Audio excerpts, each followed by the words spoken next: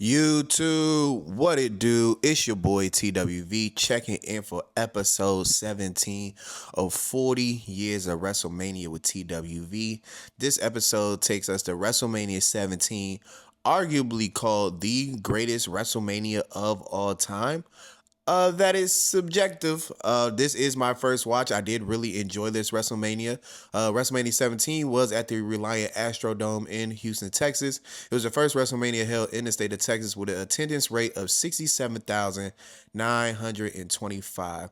The record-breaking attendance for the Reliant Stadium grossed over $3.5 million, where many in professional wrestling consider WrestleMania 17 to be the pinnacle of the company's famous Attitude Era. Similar to how WrestleMania 3 was the pinnacle of the 80s during the wrestling boom, WWF bought our rival company, World Championship Wrestling, otherwise known as WCW, the week prior to WrestleMania 17. And like I said, it is often regarded as the greatest WrestleMania of all time and the greatest professional wrestling pay-per-view event ever produced. So we're going to put an asterisk right there.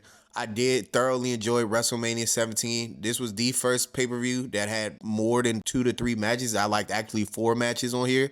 It did have 11 matches, but four out of 11 isn't too bad. But these 4 matches were great, so they definitely held up the pay-per-view.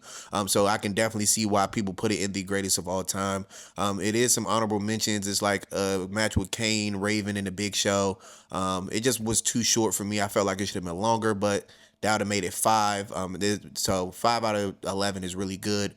But like I said, this is subjective. People from the era that lived through WrestleMania 17 will definitely say it's the greatest of all time. Me personally, it's WrestleMania 40 just because I personally was at WrestleMania 40, and it was the first WrestleMania I ever attended. But we'll get more deeper into WrestleMania 40 once we get to WrestleMania 40 of 40 years of WrestleMania with TWV. But with that being said, let's get into the matches. So the first match that I did enjoy was Kurt Angle defeating Chris Benoit. Like I said in the video yesterday, Chris Benoit's name legacy has a huge stain in the wrestling industry, but Chris Benoit was an absolute machine in the wrestling ring. Along with Kurt Angle, everybody knows about Kurt Angle. He was a demon in that ring as well. They had a singles match. It was really, really well. Real Graps approved. We're going to start a Real Grabs counter, I guess. I don't know. I'll figure that out in post-production. Shout out to my boy Daman. But I definitely enjoyed this match. This is a really great match. This may have been the 5th or 6th match of the show. So it definitely, the matches start peaking once they got later into the show. Like, they put all the best hitters out there, and they would start hitting home runs back to back damn near. This match only went 14 minutes and 10 seconds, but it was a good 15-minute sprint. Basically, you were locked in. It was a lot of technical wrestling. Chris Benoit diving off the top rope, doing his headbutt. Man, Kurt Angle doing the ankle lock. And the match, so the only small gripe I don't like about the match is Kurt Angle won on a roll-up pin, and he grabbed Benoit by the trunks. But that was something small. But overall, the in-ring work was amazing. Like, 2 machines in there just giving the best they can with the time they had allotted. So I definitely, this is 4 stars for sure. Definitely a recommended watch, and this is definitely Real Graps approved. With that being said, let's get to the next match. So the next match was a tables, ladders, and chairs match for the WWF Tag Team Championship. So this is basically TLC 2. TLC 1 was at WrestleMania 16. So Edge and Christian face off against the Dudley Boys and then against the Hardy Boys again. And man, did they try to one-up each other from the year before. It was a 16-minute car crash. Jeff Hardy was diving off of 15-foot ladders on the people through tables. Matt Hardy and Bubba Ray went through like a 4 stack of tables. It was 2 tables on the ground. Then they stacked 2 more tables on it. They got pushed off a ladder from like 15 feet in the air, fell through both the tables. Jeff Hardy dove on another huge ladder onto Rhino and Spike Dudley through tables. Man, it was crazy. And Edge and Christian won only because Rhino was able to somehow get up after getting dove through on a table and jump under Christian's like legs and catapult Christian to the top of the ladder faster than Devon Dudley could get up there to grab the championships. And man, this was a 5-star match. You know me, I love ladder matches. Like TWV is a ladder match junkie. Like I said before, I'm not gonna get long with it. This is how I got into professional wrestling, watching ladder matches. So ladder matches will always have a special place in my heart. This match was amazing. Definitely a recommended watch. It'll definitely be on the list when I count down my top 40 matches of watching all 40 WrestleManias. So with that being said, let's get into the next match. So the next match was Undertaker versus Triple H. This was part of the streak. It was a great match. At the time, I still don't think the streak was a thing. I kind of think at the end of this match, they start bringing it up like Undertaker streak at WrestleMania. But man, this was a street fight basically without the no disqualification cause, because man, they were brawling inside the ring, outside the ring. This was the Undertaker when he came back as the American Badass persona. This is actually my personal favorite Undertaker persona. Like, I love the Dead Man Undertaker because that's like where he's most iconic. But I feel like when the Undertaker came back as the American Badass, this is where he had the most fun. He got to ride his motorcycle to the ring.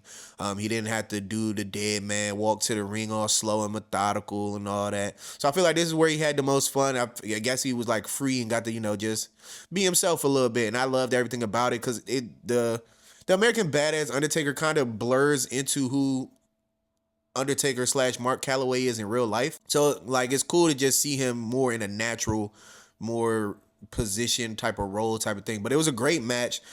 This is right before Triple H's Reign of Terror starts, or possibly right after. But Triple H at the time was one of the best workers in the WWF.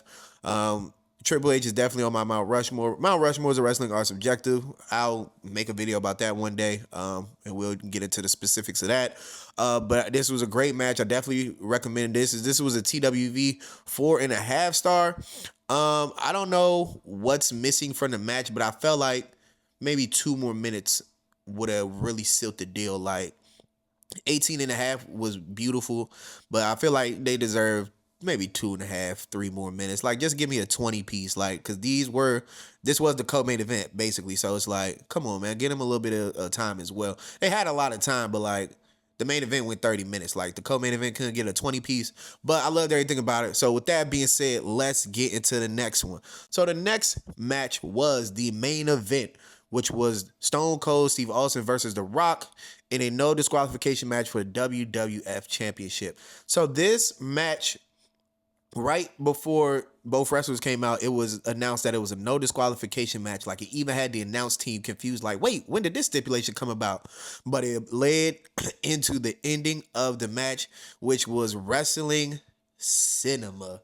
And at a time when wrestling had no cinema, it was crazy. Like, I've always been told from my homie Leo, like, about, WrestleMania 17 and how, like, it was the greatest and, like, the ending was great. And I've, okay.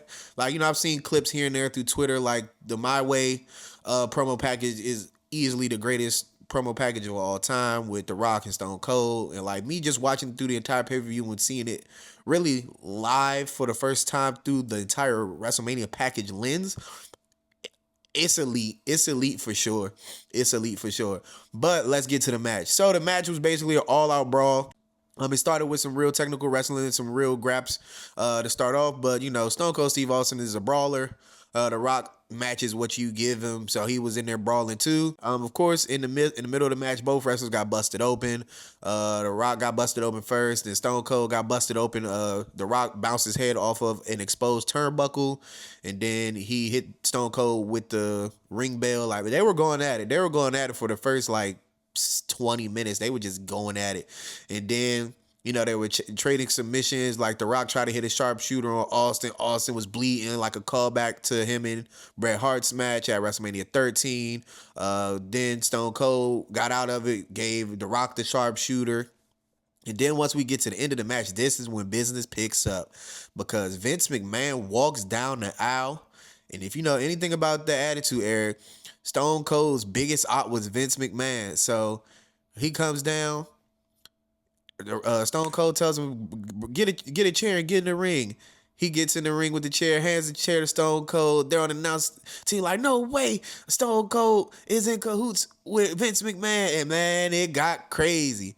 So Stone Cold was wearing a Rock out with a steel chair, went for the pin, he kicked out. Then the Rock hit Stone Cold with the rock bottom, he kicked out. Man, then it got dicey. So then they both was laying down and the ref was about to do the double count. Vince McMahon jumped back up onto the apron and told him, you better not start counting. Man, it was crazy. It was crazy. And at the end of it all, Stone Cold hit the Rock upside the head, smooth, like no protect the bump or nothing. Straight metal chair to the dome, cracked him.